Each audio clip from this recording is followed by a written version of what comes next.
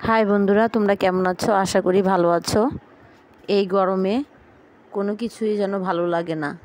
একটু স্বস্তির জন্য, একটু ভালো নিঃশ্বাসের জন্য মানুষে কত কি না করে। এক কথা, আমরা বাঙালি, আমাদের পেট পূজারই আগে।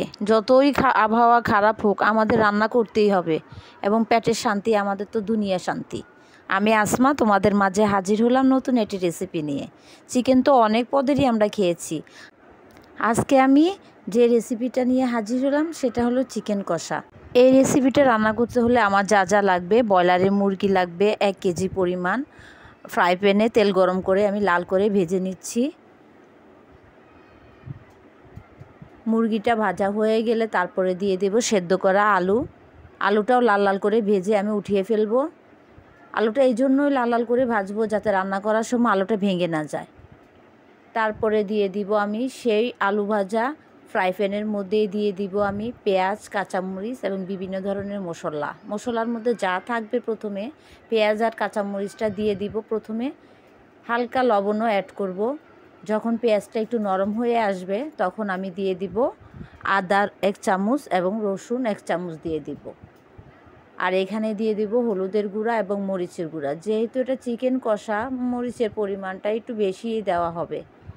2 চামচ পরিমাণ আমি লাল মরিচের গুঁড়া ইউজ করব। আদা রসুনটা দেওয়ার পরে হালকা একটু নেড়ে, একটু র ফ্লেভারটা যখন চলে যাবে তখন আমি দিয়ে দেব হলুদের গুঁড়া এবং মরিচের গুঁড়া। এর মধ্যে আবার দেওয়া হয়েছে কিন্তু গরম মশলা, গোটা গরম মশলা, বেশি না, 2টা এলাচ, 2টা দারচিনি এবং 2টা তেজপাতা দিয়ে আমি একটু পানি অ্যাড করলাম। তারপরে হলুদের গুঁড়া, মরিচের গুঁড়াও দিয়ে দিব। পানি অ্যাড করার পরে হলুদের গুঁড়া, মরিচের গুঁড়া দিব। এতে করে তরকারি কালারটা অনেক সুন্দর আসে, কালারটা একটুও চেঞ্জ হবে না। সবসময় খেয়াল রাখবে, যখন আদা রসুন কষানো হয়ে যাবে, একটু র ফ্লেভার চলে যাবে, তখন পানি অ্যাড করে হলুদের গুঁড়া, মরিচের গুঁড়া দেব। পরিমাণ মতো লবণ দিবা, যে যেরকম লবণ খায় ঠিক সেরকমই দিতে হবে। দিয়ে একটু কষানো হয়ে গেলে যখন তেলটা উপরে ভেসে উঠবে তখন আমি দিয়ে দিব ফ্রাই করা চিকেনটা।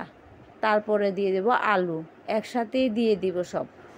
রান্না করার সময় যেহেতু ব্রয়লারের মুরগি ব্যবহার করেছি আমি, সেই জন্য আমি আগে থেকেই ভেজে রেখেছিলাম। আর ভেজে রাখার পরে কিন্তু ব্রয়লারের মুরগি অলরেডি 50%ই রান্না হয়ে যায়। মশলাটা কষানো হয়ে গেলে প্রথমে মুরগিটা দিয়ে দিব, তারপরে দিয়ে দিব আলু। যেহেতু আলু আগে থেকেই সিদ্ধ ছিল সেজন্য আলুটা সবার শেষে দিলাম।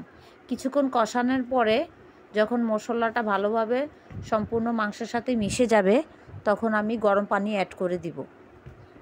গরম পানি অ্যাড করার পরে বেশিক্ষণ সময় লাগবে না মাংসটা হতে।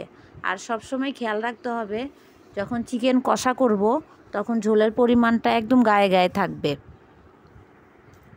2-3টা বলক আসার পরে ডিম আঁচ করে দিতে হবে যাতে মশলাটা ভালোভাবে মিশে যায়।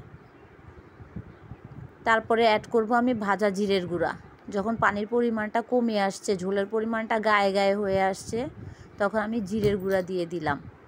দিয়ে দেওয়ার পরে একটু হালকা ঝোল অবস্থায় নামিয়ে ফেলতে হবে। যেহেতু আলু দিয়েছি, আলু কিন্তু অলরেডি ঝোল কিন্তু টেনে ফেলে। তারপরে 5 মিনিট দমে রাখতে হবে জিরার গুঁড়া দিয়ে। সার্ভিং ডিশে পরিবেশন করলাম। দেখো কীরকম লোভনীয় লাগছে, খেতেও কিন্তু দুর্দান্ত ছিল। তোমরাও বাসায় এভাবে ট্রাই করবে, অবশ্যই আমাকে জানাবে কেমন হয়েছে। অসংখ্য ধন্যবাদ এতক্ষণ ধরে আমার ভিডিওটা দেখার জন্য। সুস্থ থাকো, ভালো থাকো, আল্লাহ হাফেজ।